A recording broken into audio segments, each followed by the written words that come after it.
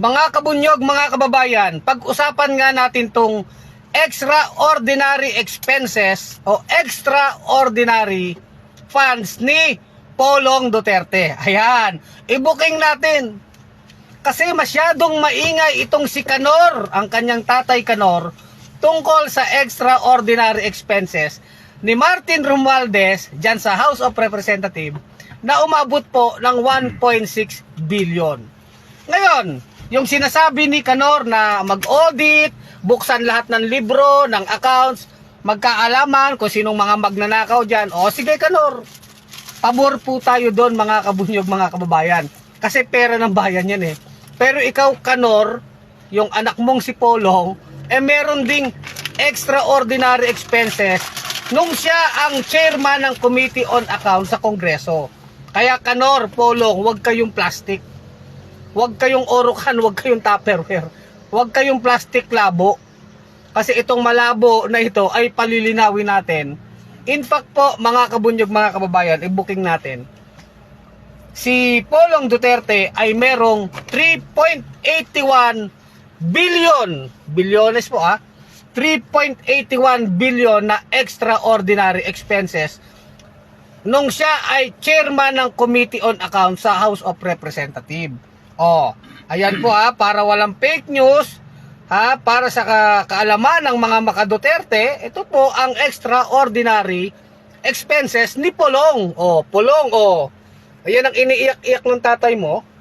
So, ito po yan. Basahin natin. 2020, 1.13 billion pesos. Di ba? Parang ano na inday takaw din, di ba? Yan po Galing po yan sa national budget sa Commission on Audit, itong datos na ito. 2021, 1.22 billion extraordinary expenses ng committee ni Polong para sa mga congressman buhaya. 2022, 1.46 billion pesos.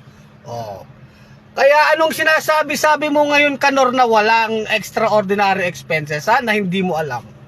Nagtatanga-tangahan ka samantalang yung anak mo nung panahong kayo ay nasa Malacanang, ayan po, merong extraordinary expenses. Ano ang total? 3.81 billion. Ngayon, nagagalit siya kay Martin Romualdez, nagwawala si Canor.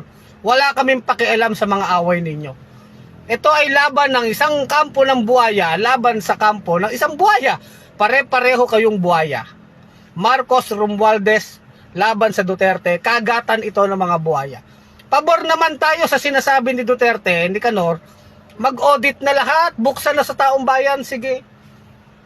Hindi lang po congressman, pati yung mga ginagastos ng mayor, governor, isama nyo na.